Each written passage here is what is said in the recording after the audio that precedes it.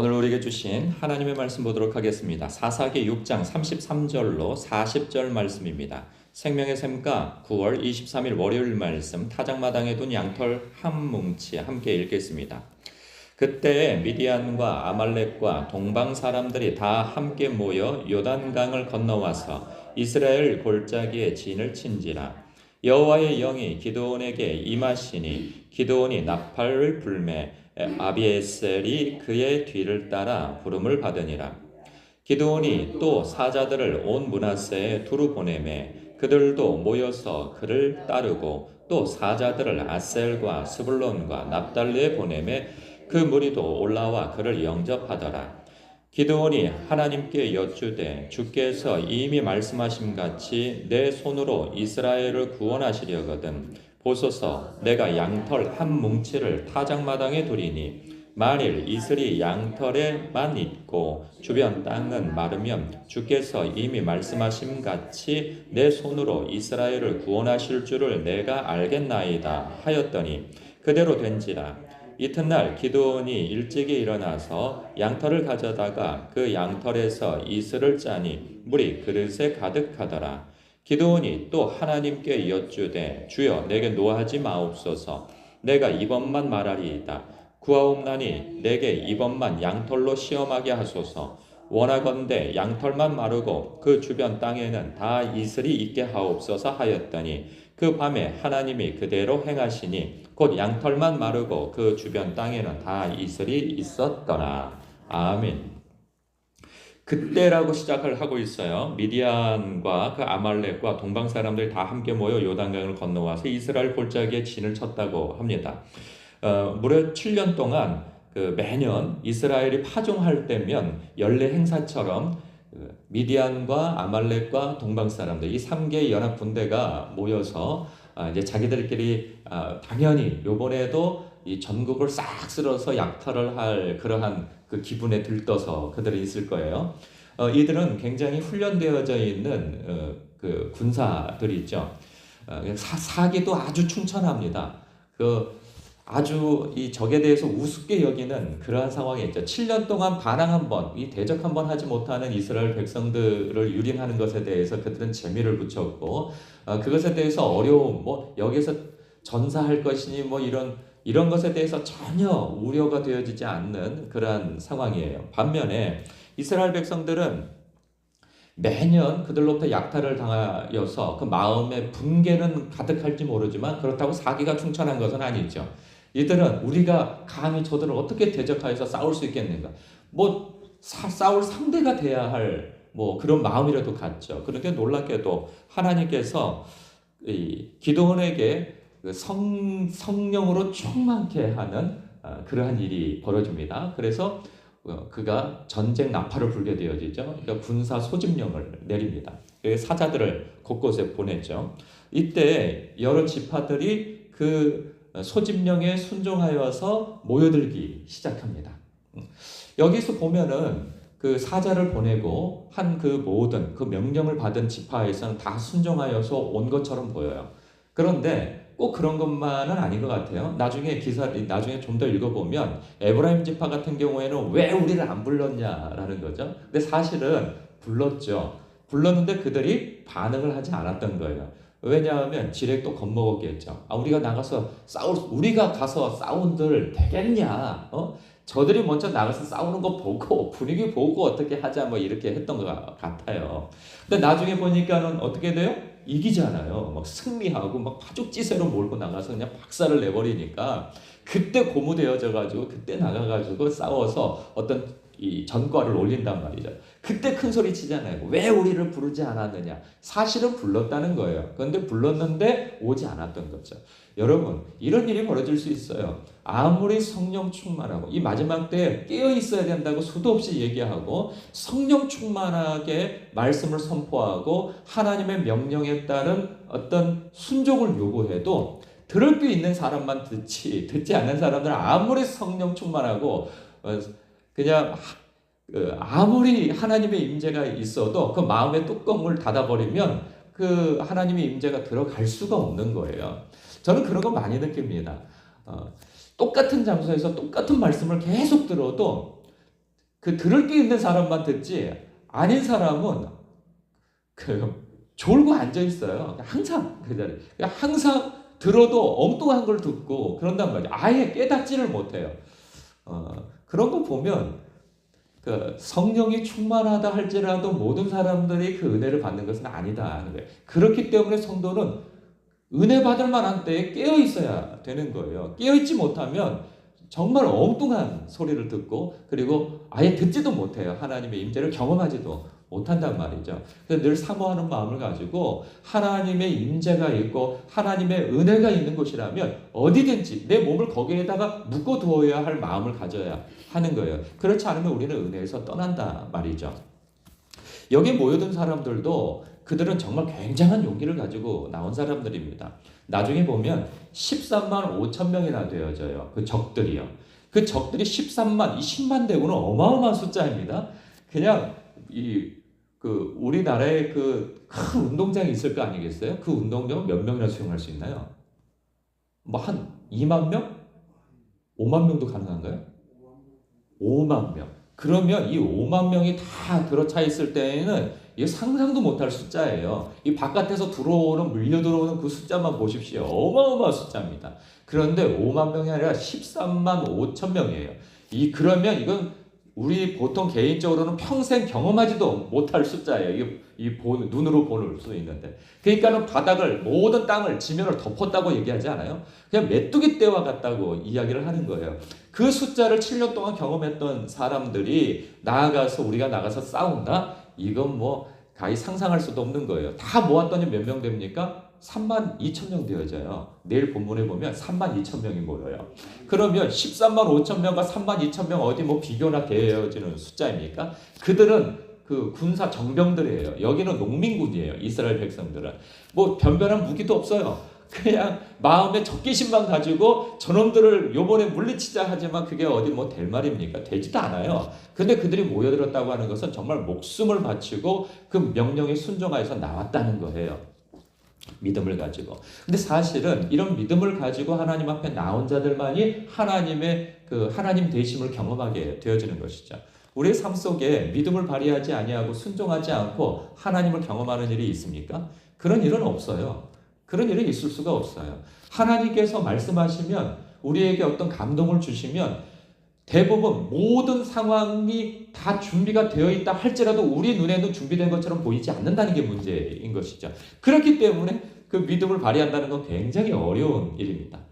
기도원조차도 이미 하나님께서 한 두 차례 정도의 그 기적을 보여주셨어요. 그 보면 그 앞에서 기적을 보여달라고 하니까는 재물을 앞에다 두어라. 그런데 거기에도 국물을 쏟아 부어라.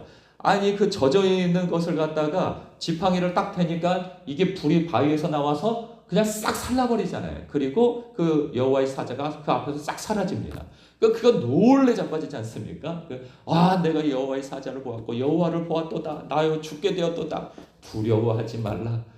내가 너와 함께 할 것이니 너는 나아가서 싸워 승리케 되어질 것이다. 이런 말씀도 주시잖아요. 뿐만 아니라 너희 아버지가 관리하고 있는 그 바알과 아세라 상도 찍어버려라. 그랬더니 죽게 되어질 뻔했잖아요. 그런데 하나님께서 또 기적을 주셔서 그의 아버지의 마음을 감동시켜서 그 자신을 겨놓게 하고 또 살게 되어지는 일까지도 있지 않았습니까? 그것만 보더라도 이 사람은 굉장히 믿음 충만해지고 성령 충만해지고 그래졌다면 용기 충만해지고 그랬단 말이에요.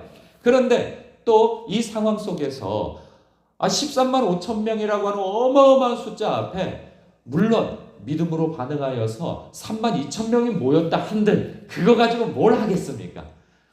3만 2천 명만 보면 어마어마한 숫자예요. 그런데 적과 비교해서 자신들이 모인 숫자를 보면 터무지가 없는 거예요. 이거는 정말 터무니없는 거예요. 그런데요 여러분 이런 게 있어요.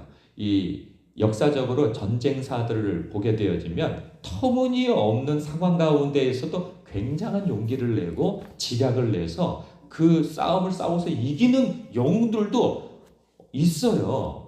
없지 않아요. 우리나라에도 있고 외국에도 있고 강감창, 을지문덕 또 있습니까? 누구 있습니까? 이순신 장군. 그들이 그 말도 안 되는 적들의 그 수요 앞에서 뭐 쫄아붙어 가지고 뭐 어떻게 못하고 막 그랬습니까? 아, 천지신명이요, 천지신명이 계시면은 저에게 증거를 보여주십시오 막 그랬습니까? 그러지 않았어요. 정말 대단한 용기를 내고 그리고 난 다음에 지략을 펼쳐서 그들을 물리쳤단 말이에요. 아주 적은 수요와 이 말도 안 되는 불리한 상황 가운데에서도 승리를 이끌어내는 사람들이 세계적으로 굉장히 많아요. 나라마다. 그런데 이 성경에서 하나님께서 말씀하시기를 큰 용사여 기도하나 너는 큰 용사라 이리 말씀하셨는데 그의 모습은 어떻습니까? 매번 증거를 보여주옵소서, 증거를 보여주옵소서. 여기서 말씀하려고 하는 내용이 뭘까요?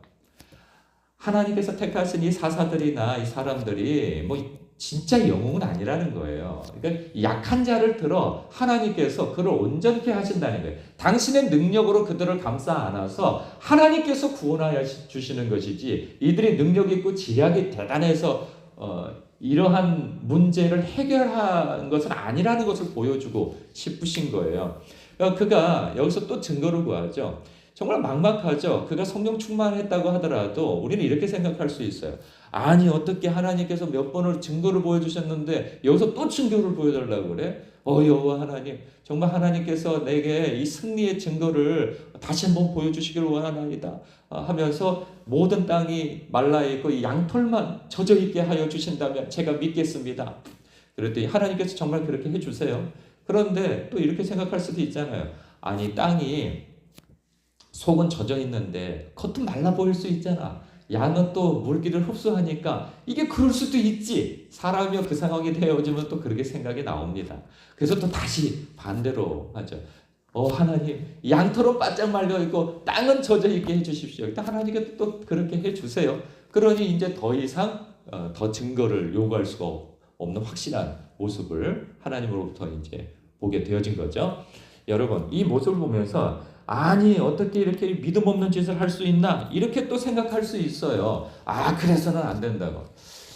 근데 저는 생각이 좀 다릅니다. 분명히 이 성경에서도 보면요 예수님께서 두 가지 사례를 보여주세요. 첫 번째는 그 바리새인들 있잖아요. 바리새인들이 표적을 구합니다. 예수님께서 뭐라고 말씀하십니까? 그 표적을 요구한 대로 보여주지 않으세요. 보여주지 않으세요. 보여주지 아니하시고 이 마지막 때에 내가 너희들에게 보여줄 것은 이 요나의 표적밖에 없다 말씀하시면서 당신이 죽으시고 부활하신 이후에 그 사건을 얘기해 주시죠. 그리고 정작 보여주지는 않으세요. 그런데 정말 안 보여주셨나? 그렇지 않아요. 그들에게 계속 그들은 예수님의 주님 되심을 계속 표적을 옆에서 봤어요. 근데 그걸 믿지 않고 자꾸만 요구해야 되는 것이죠. 그것에 대해서 예수님께서는 더 이상 반응하지 않으세요. 그런데 예수님의 12제자 가운데 도마라고 하는 사람이 있죠. 예수님이 십자가에서 죽으신 것을 모든 제자들이 다 경험하여 알았어요. 근데 부활하셨다고 하는 것을 다른 제자들은 다 봤죠. 근데 도마만 못 봤어요. 그 자리에 없어서. 근데 제자들이 막 들떠서 기뻐하면서 예수님의 부활에 대해서 막 들떠서 얘기하니까 나는 그 말 못 믿겠다 그러는 거죠. 그 손의 못자국과 그 옆구리에 창자국을 내 손가락을 넣어서 확인하지 않고서 믿지 않겠다 했더니 며칠 후에 예수님께서 그 자리에 나타나셨죠. 그러면서 하신 말씀이 뭡니까? 너의 손을 내밀어 나의 손의 못자국과 내 옆구리의 창자국에 손가락을 넣어 믿는 자가 되고 믿지 못하는 자가 되지 말아라. 그러면서 하시는 말씀은 무엇입니까? 너는 나를 본고로 믿느냐? 보지 못하고 믿는 자들이 복되도다. 사실 보지 않고도 믿는 자가 더 복됩니다. 근데 그 믿음이 없어서 믿음을 더 갖고 싶어서 하나님 앞에 그렇게 증거를 구하고 한 것을 하나님께서 책망하시지는 않으세요. 왜냐하면 안 믿어지는 걸 어떻게? 그래서 정말 이 상황 가운데 똥줄이 타는 걸 어떻게? 이 상황이 닥쳐오지 않고서는 그렇게 말할 수가 없는 게 어찌 믿음 없이 여기에서 또 증거를 요구하냐? 이 사람 될 사람이냐? 안 된다 이거죠.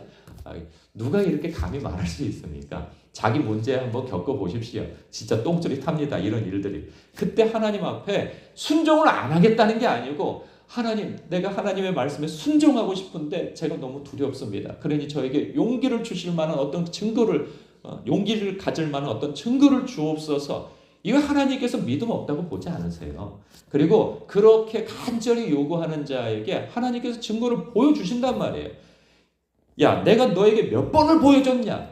이렇게 책망하지 않으시잖아요. 해달라는 대로 해주세요.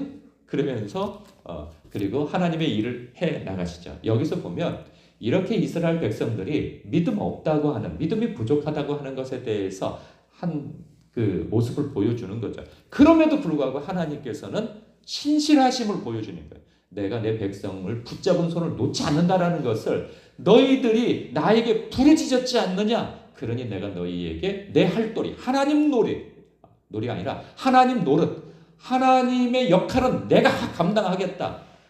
하나님께서 사실 당신의 역할은 계속 감당해 오셨죠. 그러나 하나님의 백성은 하나님 앞에 신실하지 못했어요. 그러나 그럼에도 불구하고 하나님은 당신의 할 도리, 하나님의 그 노릇을, 하늘 아버지의 노릇을 해주신다는 거예요. 이것이 우리를 향한 하나님의 신실하심이에요. 여러분, 우리가 가져야 할 믿음은 나의 의지가 아니라 하나님의 그 신실함에 매달리는 것이 우리의 믿음의 그 믿음인 것이죠. 우리가 드러내야 할 믿음인 거예요. 우리가 의지가 있고 용기가 있지 않아요. 사실 따지고 보면 하나님이 이렇게 신실하시구나. 우리를 붙잡은 손을 이렇게 놓지 않으시는구나. 우리가 이렇게 간구하는 것을 물리치지 아니하시는구나. 라는 그 하나님의 그 크신 사랑과 은혜와 우리를 향한 그 신실함에 의지할 수 있어야 하는 것입니다. 오늘도 여러분 우리의 삶 속에 당면에 있는 문제를 바라보면 마음이 답답하고 어깨를 짓누르고 그럴 것입니다. 그러나 그 문제 너머에 계신 하나님을 바라보며 주님 하고 주님을 부르짖고 그리고 하나님께서 어떤 명령과 어떤 순종을 요구할 것에 대해서 말씀해 주셨는데 내가 그걸 감당할 용기와 능력이 되어지지 않는다고 판단되십니까? 하나님 앞에 주님, 제가 순종 안 하려고 안 하는 것이 아닙니다. 주님, 저에게 용기를 주옵소서. 저에게 어떤 증거를 주옵소서. 그렇게 요구하세요. 그러면 하나님께서 정말 그 용기를 가질 만한 어떤 사인을 주실 것입니다. 그렇게 하나님 앞에 나아가시는 여러분 되시길 주님의 이름으로 축복합니다. 기도하겠습니다.